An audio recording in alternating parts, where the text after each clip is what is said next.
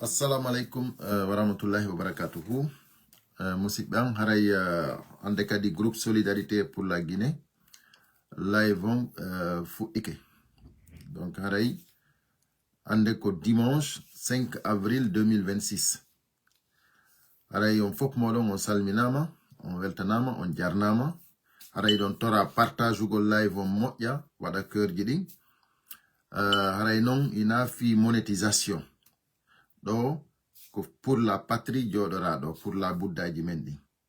Donc haray si tawi on waɗi ko hoore mon waɗan ɗon. Haray ide wondi ɗo e Bappa Jamiu, ne wondi ɗo e sœur Maimouna, ne wondi ɗo e Saykou Oumar, ne wondi ɗo e monsieur Adama Diallo, ne wondi ɗo e MKB Portugal, ne wondi ɗo e Fodeya Image. Donc haray ko enen ɗo woni ɗo, haray mo be yo wakkilo waɗa ko wawi kon.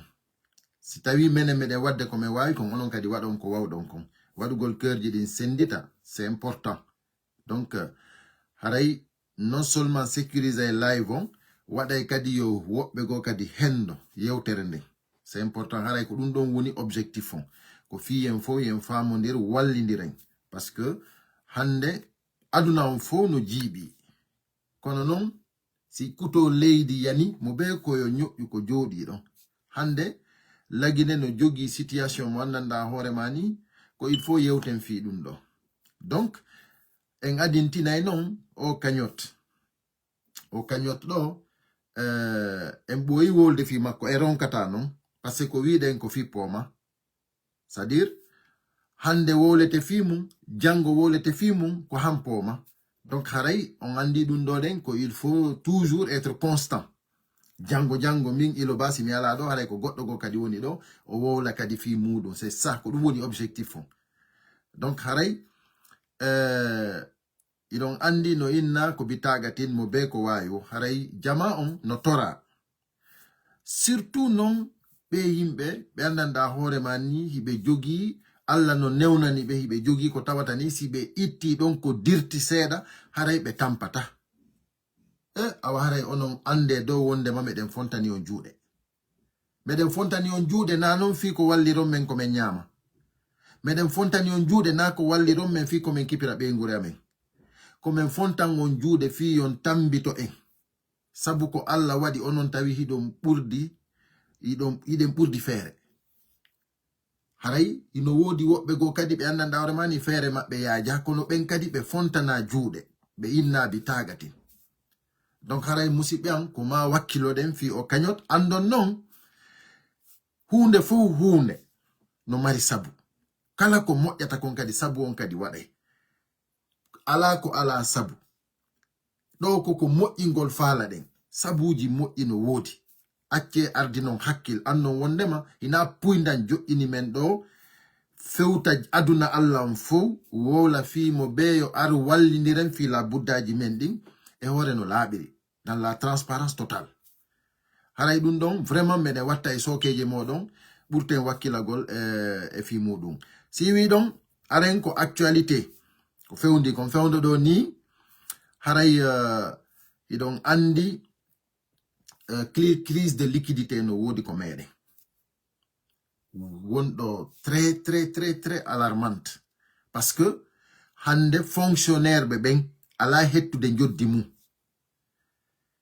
On andi sa yehi ko banque yiɗa do a yoɓede 10 millions salaire ma on. Si innama non salaire c'est-à-dire ko golluɗa kon si lewndu maayi ko yoɓeteɗa kon. Ɗum ɗon non si tawi a yehi ko banque ko dowaɗa hettude ton ɓe innima joni plafond on ko 2 millions. Ɗum ɗon ɗen haray hewti nokkugo ko tawata ni goɗɗo yahangol salaire mum on ɓe jonnamo. C'est-à-dire yeru ko ɓe yeru taaga maɓɓe on. Donc en andi probléme molonaɗo waɗi ko leydi men. Donc si tawi non en ombi hunduko men en fanki en sikki ɗum ɗo goɗɗo aray ma Allah jippoto ittana en ɗum ɗo wawata wonde. Ok. Awa sabu piiji buy kadi ko yimɓe wona warede ko meɗen wano yi ñanden sensoɓe mbuudi jeune ɓe ɗiɗo no warirani kado angal sécurité ina wigol ko tumbere jemma et puis ko tumbere sare be warire ni kado ha joni en nanali procureur général on no prononso e dum do en nanali ha joni laamiɗo leydi ndi wiɗo no laami leydi ndi no yalta no wola fi o insécurité ɗo ko yimɓe wona no waywasi ko gertoje wona herƴede joni noon si tawi non joni hawri enen iɗen suti ɓeɗo ɗen ko kippi kamɓe ko fino laamu maɓɓe ngun daɗira ko ɓe kippi ko fi maɓɓe hakkunde maɓɓe ko ɓe kippi ko kala wakkiliɗo e ɓe wondu ɓe ɓannitamo si tawi ko gayno haaju ɓe kipa fi goɗɗum go ko fi maɓɓe tum ɓe kippi joni non nyanden en waɗiɗo communiqué en lansiɗo ɗen fiyo jama on fo wawu wadde observugol mercredi jeudi vendredi ville morte en holliti ɗum ɗo ɗen jama on senditi moƴƴa vraiment communication on feƴƴi haray noon jama on no tora bemmumagol parce que haaldama yewtama fiyo ɓurte faamodirede moƴƴa hara si ɗum muradu ɗon fuɗɗoto hara on ville morte ɗon ɗen waɗete haray waɗay impact molanaɗo parce que jama on tampi jama on sonjike donc haray ko yon andu firtaka ville morton ko woni sottinama taw lundi mercredi jeudi vendredi on haray ville morton waɗoyta haray ko yon andu waɗa an standby nyalaɗe go jonnoyte mais kono haray ko ma d'abord ɓurte famodirede ko ɗum ɗon waɗi si tawi hawri waɗa an standby wata goto sikku goɗɗo rekilay Mamadi Doumbouya fermez micro mon on taw fermez micro mon on taw ha mais après on va vous donner donc haray toujours ko yon andu si tawi hawri Mamadi Doumbouya en tant que himo ɗon ko yo andu wondema il aura des soucis il aura des problèmes parce que o waɗi ko goto meeɗa waɗude nder leydi ndin ko yo andu ko waɗi kon hande ko waɗi kon ko nder sous région Afrique ɗon hay nokku ɗum eɓɓidirtake awa o hewti ko andanɗa hoorema ni o ala yaltirgal ko ɗum waɗi si jama on no inna yo wattan hila wonu alerté hande en ala organisme hay goto windano en déclaration de manifestation déclaration de ville morte en ala ɗum ko kamɓe groupe Mamadi Doumbouya on dari waɗi ɗum ɗon fi wata woodu donc ɓe sikki ɓe mari doole ɓe ƴetti armuji arme ɓe soodi armuji ɓe dari fi ko ɓe hulɓinira guinéyemɓe ɓen kamɓe ina ko ɓe sécurisira jama guiné on kamɓe koko ɓe traumatisira ɓe hulɓina jama guiné on ko ɗum ɓe soodiri arme hay goto ala e wadde guere e nder sous région on ko kamɓe faala memminde pegelenji e nder sous région on mais kono ça va se régler. Pourquoi ça va se régler? Parce que les Guinéens sont déterminés à aller jusqu'au bout. Donc kanko Mamadi Doumbouya ɗum ɗon ko himo andi kanko tigi haysino deƴƴi ɓutta donc haray musidɓe an iɗen jogiɗaɗen comment dirais-je ɗen wondigaɗen e commune kamɓe haray iɗen jonnude parole ngol Bappa Jamiu comme ça après yaren noon après Bappa Jamiu en jonnay sœur Maymouna inchallah Bappa Jamiu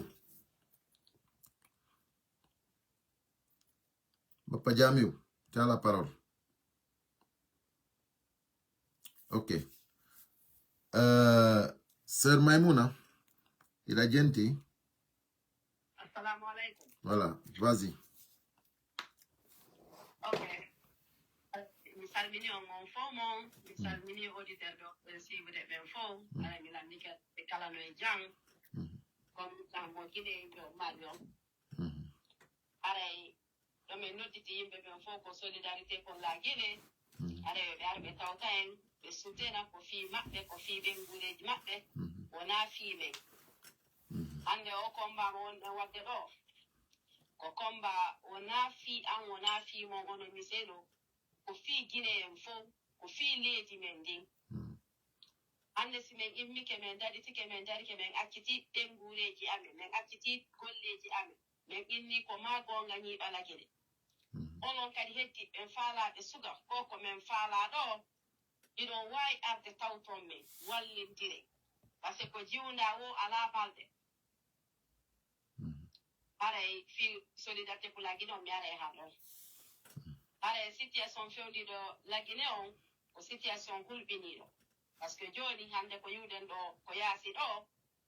marɗa a mara a daɗata yimɓe ɓe no wona warirede ni wa cofoy ɗum ɗo fof wona ko duwa haray nane miseyiɗo inniɗo lanɗon ɓeɗo sukaɓe warama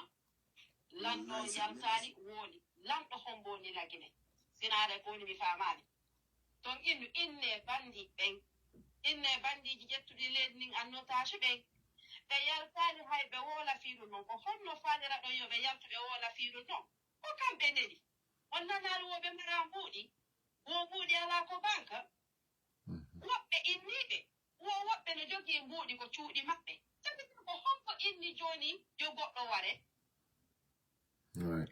wona innuɓe ɗum ɗon ɓe ginna joni o population o yane muy o ware datte jawle maɓɓe ɗen tawne saɗi population on ko population on andi si immoto e si immotako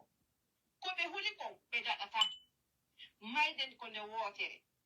a immade maaya e hoore diman kaku ma noon no ɓuri a immade goɗɗo warirama ni ƴetta kum mako lebbi jelu duuɓi jelu ɗen noddude fi o solidarité pour la Guinée ɗo wona on ten on exemple tumon jonde si ɓe ƴettuno noon awa hayso ko mileroɓe andi sadaka Allah ɗum ɗo so tawi ko fiilindi an ndin hara min kadi mi andi ke ɗum ɗo mi hokki ko solidarité pour la Guinée no gasa ɗin mbuuɗi ɗon haydan gaynoɓe ɓe ron kayawde on rendez-vous o kala ƴettu mbuuɗi mum ɗin ɓilaɗi wo ñaamoɓɓen si ñaamani ɓe ɗuwa ka ñaamude ɓe ñaamay ko ɗum piiji o faamude yalla yawnoɓe yaafooɓe hara yo peuple guino immo daɗi to daro itta ɗi bandiji hoore men hiɗen dolni ɓuri ɓe ɓe mara armu ko ɓe waɗiray en fof men immoɗe nda ɗum leydi no wayi ndaɗen tampereji nda ɗo yimɓe tampere joni hay ko yummiraɓe toñete no wujji si yummirawo ari ha wujji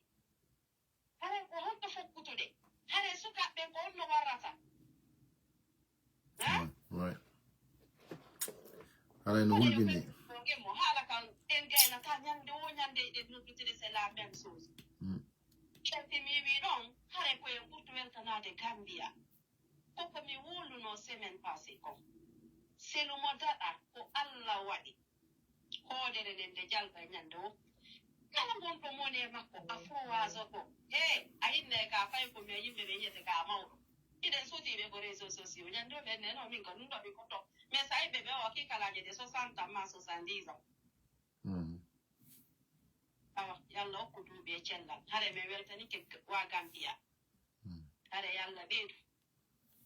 joni si mi ari ko haa ɗo ɓaar haala ka comité de communication ɗo komin tola min mi hewtuɗo mi accewto saga ɗo ɗen faamiɓe ɓuri ɓe yoɓe ittu kulongole maɓɓe ɓe daditano haqqe maɓɓe on jawle ɗe ko leydi ko kamɓe ceyɗi mais min ko ɓe fonctionnaire sans précédent une crise économique une crise parce que min mimi golla ha lew haala mi ara goɗɗo yo yoɓa wonnana mbuuɗi ala qui concerne le honno monde ɓe yoɓirta cuuɗi maɓɓe ɗi honno ɓe yoɓirta ñaameteeji maɓɓe ɗi ekkolji ɓiɓɓe maɓɓe ɓe ko kamɓe woni wadde ɓaasi ɓe yimɓe fof ɓe dari hiɓe dawi leydi ndi hakkude ñala famodir déjà hiɗen andi kamɓe ɓiɓɓe maɓɓe no ko yaasa iɓe jammude iɓe ñamude ɗon ɓenɗen fof ɓe yaltiniɗe ɓe innano ko julaɓe ƴetti mbuɗɗin mari crédit liquidité julaɓe ƴettu mbuɗɗin mari o ƴetti jawle ɗen o yaltini dans notre pays o ko saɗi mo Guinée ari tawti so gimbaki aduna on ko sutiɗo iɗen doit ko yalla walle communiquer ala mi là-dessus salminima alerte population men on parce que ok sœur Maimouna donc haray bappa jamew ina ɗo ok nanen haade mi jonnima parole on kono tawi a wona disponible voilà donc haray ɗa jogui parole on ɗa wawi continuer ok haray tigi tigi on ko adi kon taw ko salmingol jama on foppo ka groupe solidarité pour la Guinée ɗo ko adi kon taw haray jama on foppo no tora wakkilagol fi solidarité on sabande ma e wawata wadde hay hunde si tawi woni e waɗani solidarité yagal ngal solidarité on haray koye woodu ko waɗɗen enen kadi haray ko ɗum ɗon hollata en waɗi solidarité yagal ngal haray jama on no tora fi Allah yen wakkilo wallitoɗen solidarité on fino wawi ren waɗirde solidarité ji men ɗi si feƴƴi ɗon e yii ko alaji en seni gambi kon fi hiwrondirgol fatundeji e yii jama on ko mooɓi kon e wiyay alhamdulillahi rabbil alamin mo sikki IFDG koye kaydi winda o anda IFDG ka kaƴiƴam me woni menen o gandema fewno baba madu me woni ka IFD yarugol ɓawre ɓawre sonko no marno honno voyage telen Espagne ila annulé ko tawata hande kamɓe ɗo voyage ko tawata voyage ngo na rapport naadanowo leydi maɓɓe ni intérêt ɓe annulé foof membre gouvernement fof par ce que kamɓe tigi ɓe yii ɗum ɗo ça va vraiment frapper wonɓe ɓen noon e suivre l'actualité ji ɗi ɓen ɗon hino sutti kamɓe ɓe andi kono honno woni e wolde donc guine noon hino mari probléme ɗo déjà en ala leadership wulamu ɗo eɓe habbanoki ɗum ɗo kadi ko ɗo si ɓe ronko wolde fimo haka wolden ɗo ɓe ronko wolde fimo par ce que ɗum ɗo wonande surprise avec tout ce qu'ils ont fait ɓe laɓɓini banque ji men ɗi ɓe waɗi ko ɓe faala ɓe waɗi Mumbai durant ces 4 ans ɓe habbanoki noon o crise ɗo noon ari tawti e hoore crise mo marɗen o ɓe ɓuri wonugol fir makko donc nayoɓe ronko wonde fir makko o ronke wonde fir makko alerten population guiné o yoɓe ƴetti disposition ji maɓɓe ɗi par ce que ko foftiti ɗo hewta e la Guinée prix carburant satte la Guinée ñamiteji ɗi fof satte woni la Guinée les semaines les mois à venir sattanayi fota guinéɓe ɓe donc il faut communiquer kamɓe ɓe huuɗu communique gol par ce que ɗum ɗo wonande surprise ɓe e ko nantata e ɓe fof no joga enen ka wonɗo hiɗen jooɗi a wiya hay hunde waɗani Allah honno addande façon ji ɗi fof fino dartono ɗen guine en o ñande no ɓurtude wonde hay hunde fi honɗum wono oɗo Sadiba Coulibaly en Célestin en honno wiyete PV en e oɗo Tumba Jakite no warira ɗo ni si tawno hara en jaɓino nun Tumba Jakite ko waraɗo kon adna fof no andi Tumba Jakite ko wombo ɗum ɗo no hanno imminde guinéen on fof révolta waɗa révolte massive ma lando départ Mamadi Doumbouya si tawi woni kasojo daɗata wonɗo ka yaasi daɗata ɓe fayɓe ɗiɗo ɗo gollayɓe ka banque central o tatara ko ɓeɗo kadi ɓe noddata ɓe ɓe nafu mbuɗi ɓe sensa ɓe fellaɓe ɓe waraɓe yirtoɗen tawa hara ha ka fewdiɗen ɗo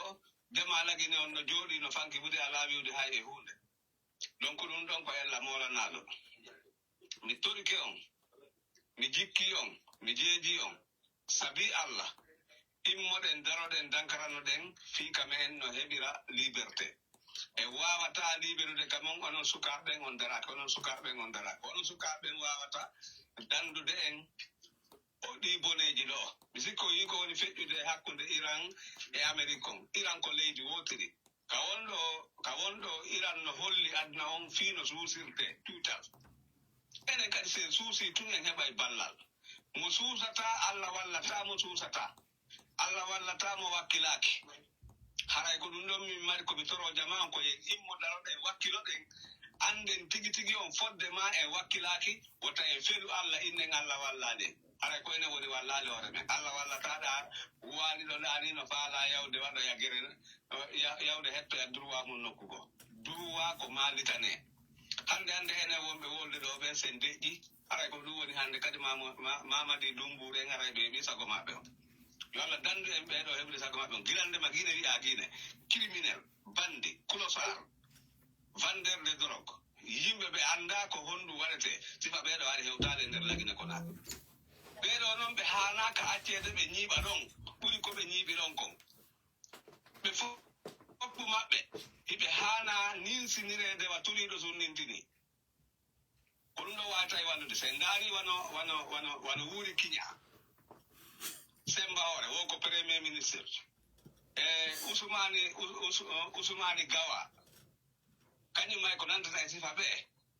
hande ka wondo peeɗo hande sawnara ko yimɓe timmuɓe num harayno num hande ka wondo harayno ɓe nangino lawol maɓɓe ɓe yi o yañande ko yimɓe yehi ka parlement maɓɓe on da o kamɓe kadi ɓe gine kadi aduna satti o gine kadi kadi ne jogui parlement ka oya wowluno ɗon o inni wondema woyo bawuri jaabo mo ko honɗum woni ko sendi ko Alpha Condé laamino e ko Mamadi Doumbouya laami kon donc haray min komi wiyata ko yen immo daroɗen dankaranoɗen fiino wawi ren hettirde kamen fen ɗo hiɗe woni e danger sen dardaki ɗiɗo bandiji e kadi girandema e alkami jama on no hani manifestade ha e asre ara hay goto yahali hay nokko naare Sénégal ɗo ɓe inni otoje jinne sa fen ɗo foppuno deƴƴi ñemben ɓen on jarama salamu aleykum. Merci Bapa Jamiou. Voilà, justement fi manifestation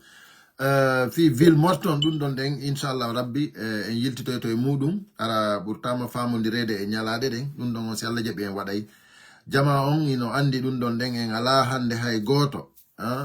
organisme hay goto waɗanowo en ɗum ɗon ko ma waɗanen hoore men donc haray iɗen jonnude konngol ngol MKB Portugal après monsieur Diallo Adama depuis l'Angola. Voilà. Assalamu alaikum. Rabbi satri wa yassirli abu wa halul uqdatan min lisani yafqahu qawlan. Inna lillahi wa inna ilayhi raji'un. Aray hebi fatunde ndido leydi meɗen ɓeɗo mawɓe makete de Alhaji Ibrahima Baɗi nodditeɓe ɓe. Est-ce qu'il y a quelque chose qui fait le bruit là? C'est bon? Aray ko écouteur ji ɗin wonno. Non, mi waɗa écouteur. Non.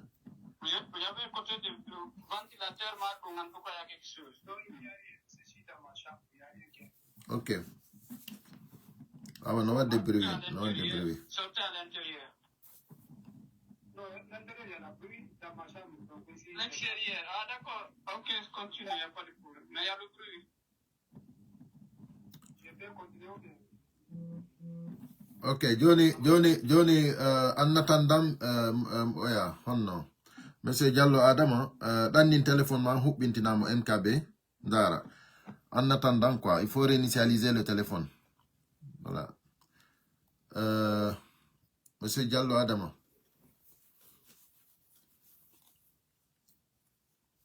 Monsieur Diallo Adama. Il est au volant, hein. Si Fodéa Image. Ok. Passer la parole. Fodéa Image. On va essayer de faire vite là. On a juste 15 minutes qui nous restent là. Ok. C'est Koumar, vas-y. Bonsoir à tout le monde. Pour Hiwama, la solidarité pour la Guinée, en décalé pour dimanche le 5 avril 2026 et 4e mois. Merci pour le Hiwra, Photo Ilo et Grand Guitar la puissance de Moutard. Et maintenant, on va faire le coup. Il y a un par rapport à la situation qu'on a de conflit et on voit où date on a des hackers parce que ça n'a ni idée. Citoyen ɓe ɓendaro ko no heccira haqqe mum on handi leydi ɗon wona leydi en yi hande ko waajiɗen ɓiɓɓe leydi ndi fof ko wona e hoore men kon ko sonja ko woni e hoore men kon ko sonja hande partout ala ko ɓittare nde iwrali par ce que si woni joni likkidite ala e leydi haray ko honno waɗete ɓayna kakidi ñamete ɗum ɗo fof ko ɗum addi ɗum ɗo ko sattere noppi jama on taw e ɗi golleji ɗi wonɗen ɗo il faut que le gens jama on wawa andude ko honɗum vraiment kamɓe kadi ɓe faala il faut que jama on anda ko honɗum faala jama on iwa e ngal naafiyagal wota gooto solon waɗu solnana fenande sa solnani fenande koye sonjalutata hande komi woni e yewtali communication ko watten kon ko woni commerçant woni fonctionnaire woni journaliste won doginowo oto kala ko hikkiɗa leydi ndin ɗo ça nous appartient de tous dans le bon sens kono siko mauvais sens ça va encore toucher tout le monde hande ɗo fonctionnaire ɓe leydi golla ha gayna yaha daroɗa tawa ala ko fewtina ɓe gure ma nde mais quelle importance ko honɗum jama o mari importance pourquoi guinéen jon kam findinta haqqille mum ɗen ɓay kamɓe tigi ɓe andi ala ko ɓe alertisetake ɓe yewte dartano ɗen hakkeji men ɗin fiyo newede heɓoyɗi fof sa janni a gani lewru ma yaha yaltina mbuɗi ma ɗi wonno yaha waɗa konto kartal magal ɓe waɗa yeeso ala kono tawa hay fusi ala ka mema mbuuɗi ala mais ko la Guinée ɗum mari on ɗon on kono waɗi ɗum ko le peuple de Guinée parce que peuple wona d'abord vraiment mûr pour que yo ɗum ɗo accu awa yakka seede men haray ɗo e jii kadi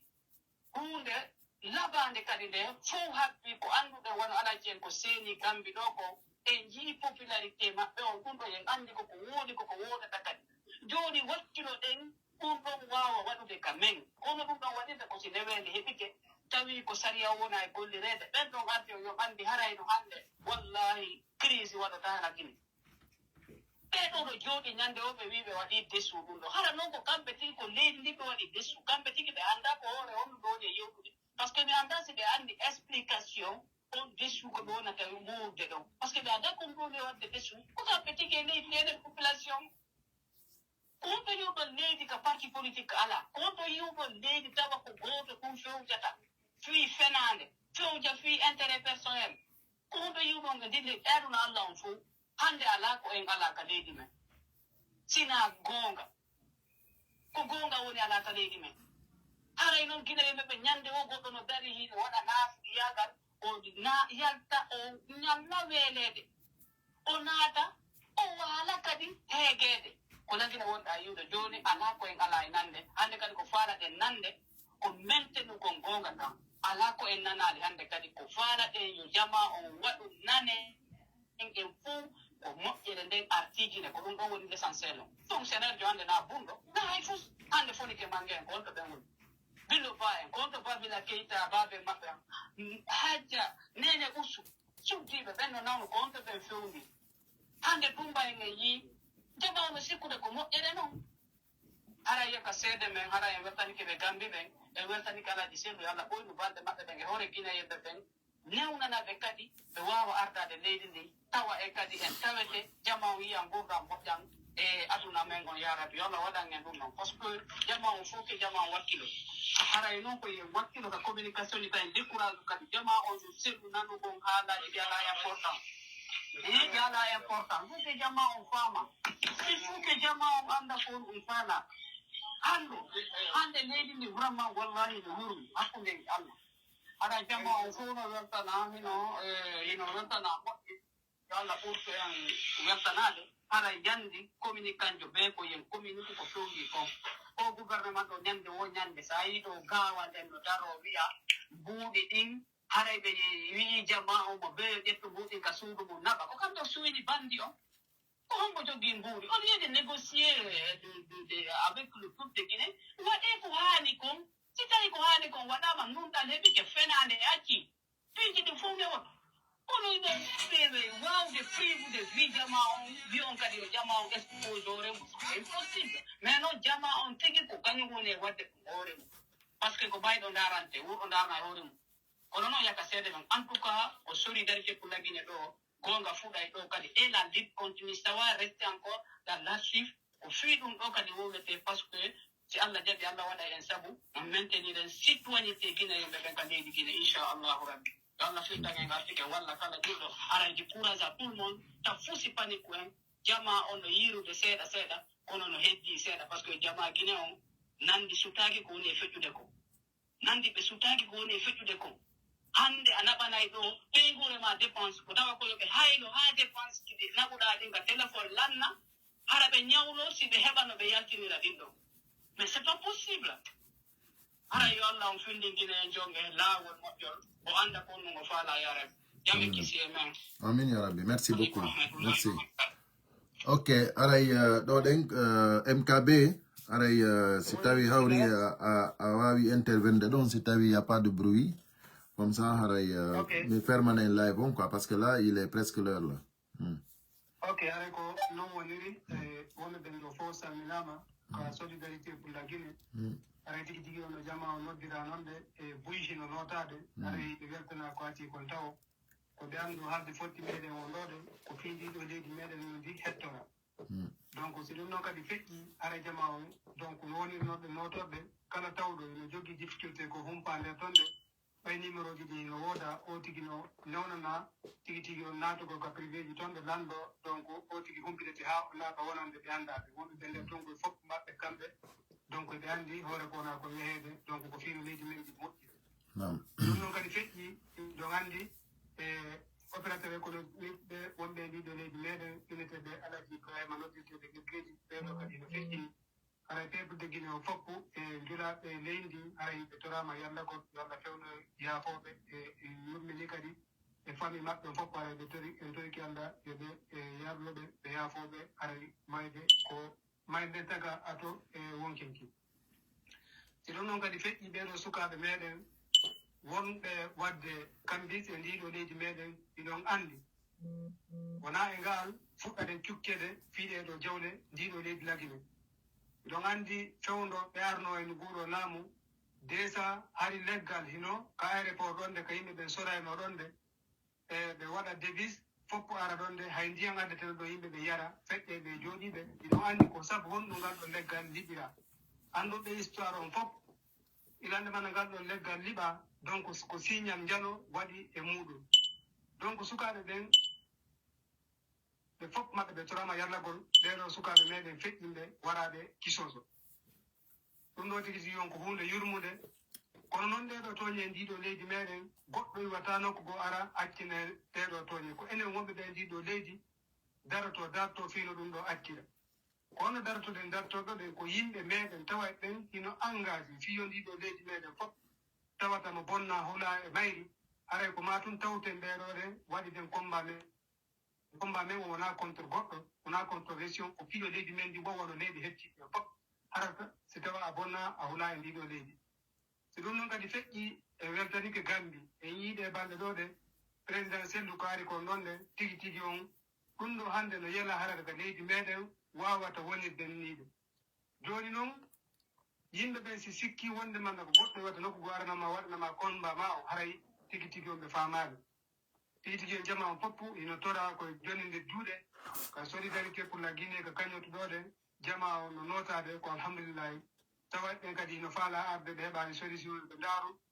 toujours haray e numéro ji ɗi accitete e domen ji ɗin fof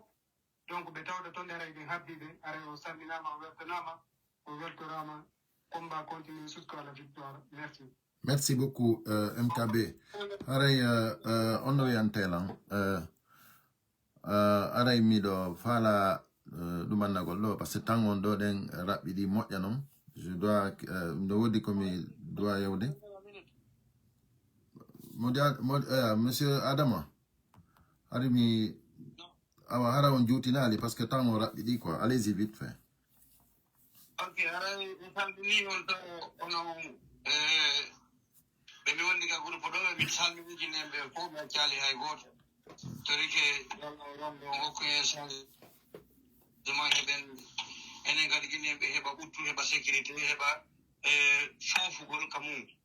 min ɗo yii so yii ɗo no landede population guiné o jonidiri juuɗe kala lanɗo arɗo enen dikka oya wayi alpha goɗɗo wonde dikka honno kadi ni o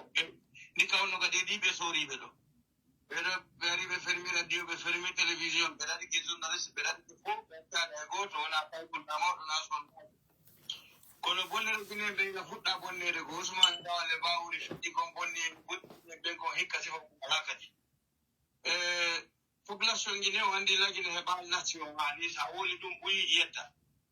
si leydi ala langue national ɓe nantodirta kala ɓe wawata yiɗindirde kala ɓe wawata darnarde intérêt maɓɓe mo kala sikkasi dariki ko intérêt leñol ngol ɗum ko probléme e leydi mi jonno exemple ɗe baɗɗe ɗo mi yeyidde nabo fetteji wonɗo ka IFDG tawi mo fa ka section am on noon kono famille makko jaɓaali mi emi taw tawto e famille makko kamɓe famille makko on fof koɓe jeego ari ɗon minen iwriɓe Fuuta ɓe mi ari ɗon mi hella fayda 50 kamɓe o wawi yide sifa ɗum ɗo koɓe ko no ɓuri sattude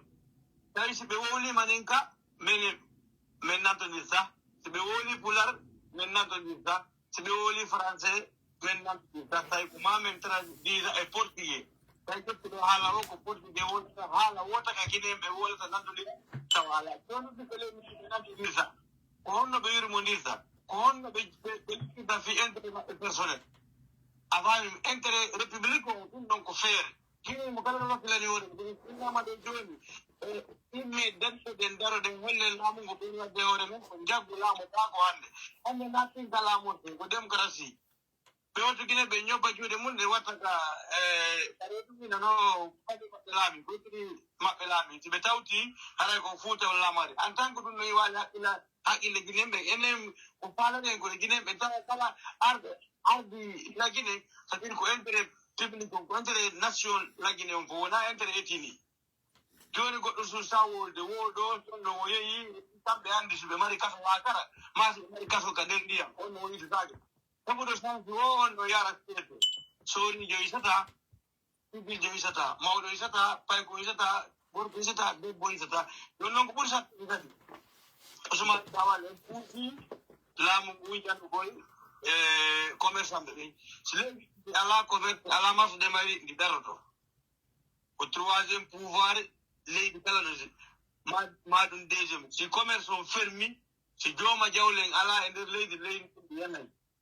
don non be mena si o jama on nabu muddi ga bank en tant que long opérateur économique do kala marchandise mo be agata na para ngine yaata rambe be mba ta frontière be bi jo yaata woni sa wani samino ya na de na ma ko emil on million wawa ya de Dubai o wawata o yonata ma hay hunde joni be wide kadi joni ye population o yi jabi da banque so da do bandi no way ata kude ma mutin no way fuude nane golde to mari ga porte parole nation pays university wala be su ka men do ido ashita gari or balde mabbe landi goray me bido kodi sa hore division parce que golle ko dala hore jo ala ko godi semenere ko noddi da kala jokkudo golle do wadu gol devi be holla be ene ko won programme devi men mo ko ba wado devi yo nodde jemma be no fala tel lending ala sécurité ha nyalor ma attaque no watte be yetta buudi mabbe ko be gollobe ko be yeeto be buudi ko dum woni pular ko buudi kambe be yeeto na marchandise ko dum gode ko buudi be yeeto ko wonde be yetta dum be di do non be yaado don de wotere mu lutta ko ngiji mabbe di katutta do ko anga wadale ko to ma to golle mabbe ni ko golle kambe gadi golle ko tandaw golle mabbe ko honno woni danger kono bay haray tan on juuta ko tan on juutu non be ta buri di haray do yaafini mo yo Allah honni en ala gi selluno arti lagine o laabi bay kini bebe se me wolna no ni nani to on nana mena men fala ko to gola mo men to ala gi sellu tibi dal mo assalamu alaykum wa rahmatullah. Ok, merci beaucoup. Aray honno yantela no wodi information kadi mo tawatani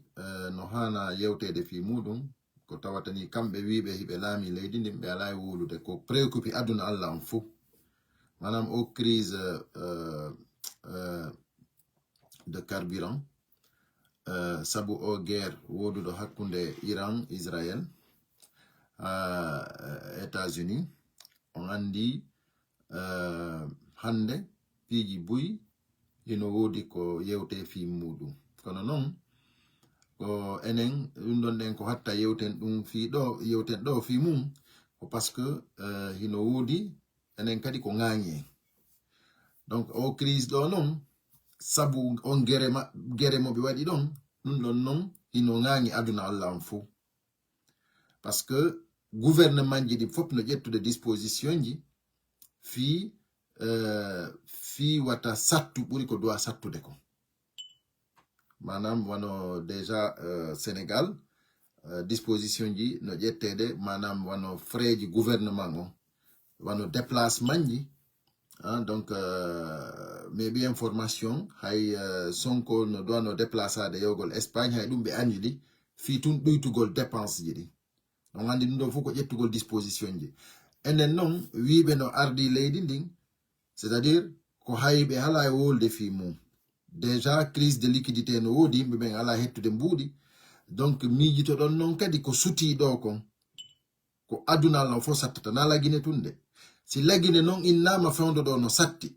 awa no suti noon ko satta ɓuri ko satti ɗon kon ko fiyon andu ko honto fewda awa si innama yo jama on wakkilo kala mo wakkilaki wakkiloyto par la force andara e tawa jaka ko ma immoɗa ko me wone wolde do ko me wolinkinaki ko réalité me wone wolde. Donc awara e musibe an si tawi tun hawri a andi a dadata ko etida wa dadata immo darano da horema beteke sa yahay ko a dadata ton yara ndimu mais kono ta jodo inna wondema angon a munyike ha lakara yaru lakara no hana yare de no sincèrement ani soita haray si wi don pour fermer le live en weltanto jama wontirbe Banjul Gambie honno parce que président Cellou Dalein ya haali ton den fi mottindirgol jama on ko affaire sociale nabi beton en der on social don jama on wawi noddondirde be wawi yaltude don den be fop be ara parce que foppi no faala be yiwde mi yimbe no wada video ji no sabota dum ko mi o yete do Éveil Guinée no wadi post no inni yete koto hina mobilise gol himbe okkata pouvoir la Guinée mi wobbe go kadi hino wadi yewtereji fi mudum ko tawatani vraiment ko wigol wondema ha joni président Cellou Dalein Diallo kanyum ko holori ko bayno way mobilise de jama awa ono wolobe dum ben c'est que parce qu'on woni no kulle vous êtes devenus des sauvages sincèrement parce que goddo doit ka holorde buri banu adama hande Donald Trump nano holorno no mari dole ko honto fewndi ko acce certain dum do lanna dum do butta ko don mo fewndi awa ko mi yetoto on kon toujours ko jogi do jama on mo jama on jokki on mo jama on hidi on ko on mari dole kono bay hande ko wiete Guinéen kon iden jogi une partie de nos concitoyens be andanda horema ni be lanino wonde des sauvages. Des sauvages, je le dis directement. Mais l'année on des maudits. Parce que quand ko moki kon fo hande be ida. Kala yudo ko président Cellou dari jodi don madum dari don nyande avec un full don inna mo odo ko yawgol hiwro diral fatunde tun nabimo. Hay goto noddaka inna communiquer enen do fop iden communiquer. Hay goto andina en président Cellou no fokkiti Gambie. Hay goto andina be Gambie ko président Cellou no yawde ton. Ko surprisement an on neddo do den créa sifa o full do den dara ala an ko wola sina wigol noyo accu mobilise gol himbe ko hombo mobilise god. Quand je vous dis que vous êtes devenus des maudits, des sauvages, c'est une réalité. Et c'est une vérité absolue. On wadi mi jabata na to des panels au panel parce que mi wata wa des débats avec des sauvages. Lagine ko fewndi do mo anda Cellou Dalein ko jogete donc en tant que citoyen guinéen. Je ne débat pas avec toi. Je ne parle pas de politique avec toi. Je ne parle pas d'humanisme avec toi parce que me andi angon kwa kuli. Voilà. Kolundo de woni tigi tigi on. Musibiam. Tangon gasi haray mido ya fini. Parce que le live celle comme Aéroport ne faut quitter hande invité ko président fédéral Hollande. Voilà. Monsieur Ablay. Haray on jarama on fo modon. On weltanama. Aray onon wadube kerji ding onon sendi tube on fop modon aray mi ya fini buy tangon gasi aray en sa jaro ding merci.